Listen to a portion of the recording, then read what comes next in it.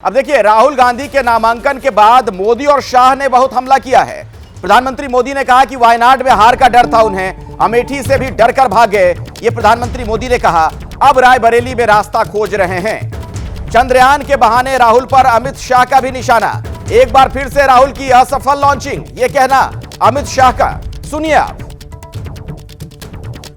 मैंने पहले ही बता दिया था कि शाहजादे वायनाड में हारने वाले हैं और हार के डर से जैसे ही वायनाड में मतदान समाप्त होगा वो दूसरी सीट खोजने लग जाएंगे। और अब दूसरी सीट पर भी उनके सारे चेले चपाटे कह रहे थे अमेठी आएंगे, अमेठी आएंगे, लेकिन अमेठी से भी इतना डर गए, इतने डर गए, वहां से भागकर अब रायबरेली में खोज रहे हैं रास्ता। मोदी जी ने तो एक ही बार ट्राई किया और चंद्रयान लॉन्च हो गया। ये राहुल बाबा नाम के यान को सोनिया जी 20 बार लॉन्च कर चुकी है, मगर लॉन्चिंग इनकी सफल नहीं हुई है। तो राहुल गांधी की लॉन्चिंग सफल नहीं हो पा रही, ये कहते हुए अमित शाह ने किस अंदाज में तंज किया हुआ आप सुन रहे थे। अब सवाल यह कि क्या वाकई में ऐसा है कि वायनाड में हार का डर इसीलिए राहुल ने बदली डगर। आपके सामने वो तमाम जानकारियां अब मैं रखने जा रहा हूं। ये देखिए, वायनाड का जो मुकाबला है, एनी राजा सीपीआई की उम्मीदवार हैं, राहुल गांधी कांग्रेस के उम्मीदवार और के सुरेंद्रन हैं बीजेपी के उम्मीदवार। तो ये त्रिकोणीय मुकाबला यहां पर वायनाड में नजर आ रहा है। वायनाड से देश में संदेश क्या है? इंडिया में शामिल सीपीआई फिर भी आपस में लड़ाई। आपको पता है कि किस तरीके का झगड़ा, डी राजा की पत्नी है वहां पर सीपीआई से जो लड़ रही है चुनाव, सीपीआई ने कैसे दी टक्कर। राहुल के सामने एनी राजा मजबूत कैंडिडेट उतारी गई हैं। प्रचार में सीपीआई नेताओं ने लगातार कांग्रेस को घेरा। सीएए पर चुप्पी, मुस्लिम लीग से दूरी को भी मुद्दा बनाया गया है। वोट बंटने का खतरा क्यों? सीपीआई ने कांग्रेस को एंटी मुस्लिम पेश किया, बीजेपी ने के सुरेंद्रन के रूप में हिंदू चेहरा उतारा है। तो वायनाड की लड़ाई से जुड़ी यह बहुत ही महत्वपूर्ण जानकारी, इसे जरा आप समझिए।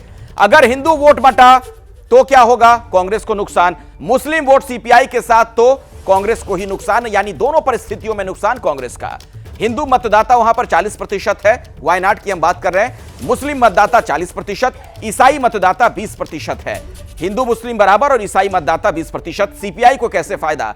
ईसाई प्लस मुस्लिम दोनों वोट बैंक उनके पास अगर जाता है तो 60% वोट चला जा सकता है सीपीआई के खाते में। यह मीडिया रिपोर्ट्स के हवाले से पूरी जानकारी मैं आप तक पहुंचा रहा हूं। अभिषेक उपाध्याय के पास भी चलते हैं, हमारे साथ अमेठी से हमारे सहयोगी जुड़े हुए हैं। अभिषेक, अब सवाल यह है कि क्या वाकई में वायनाड से हार का डर था कि राहुल गांधी अमेठी पहुंच गए, या फिर उत्तर प्रदेश जैसे राज्य से नेहरू गांधी परिवार नदारद ना हो जाए, यह वाला समीकरण साधा गया है? अखिलेश, यूपी तो उनको आना ही आना था, इसमें कोई दो राय नहीं, क्योंकि ये परंपरागत सीटें हैं।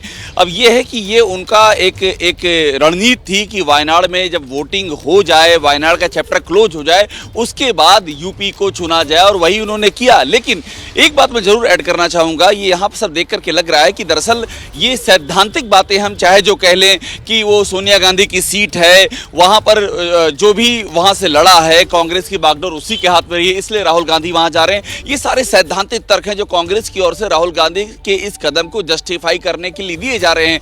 जमीन की कहानी दूसरी है। राहुल गांधी चाहे वायनाड से लड़ें, चाहे अमेठी से लड़ें, चाहे रायबरेली से लड़ें, वही कांग्रेस के सर्वे सर्वा होंगे। ये हर कांग्रेसी जानता है। कोई मतलब नहीं कि उसके लिए उनको रायबरेली जाना पड़े। दरअसल ये राहुल गांधी की स्टाइल ऑफ पॉलिटिक्स है, कंफर्ट जोन की पॉलिटिक्स जो वो करते आए हैं।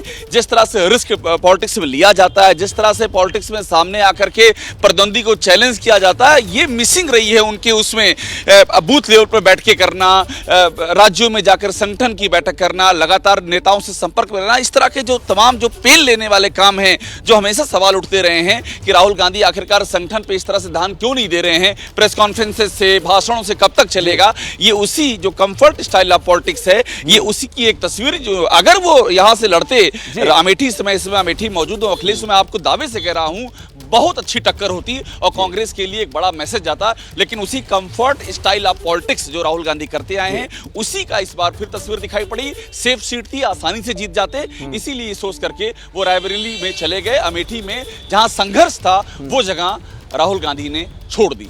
ठीक है अभिषेक, आपके पास भी दोबारा मैं आऊंगा। वीरेश भी हमारे साथ बने हुए हैं।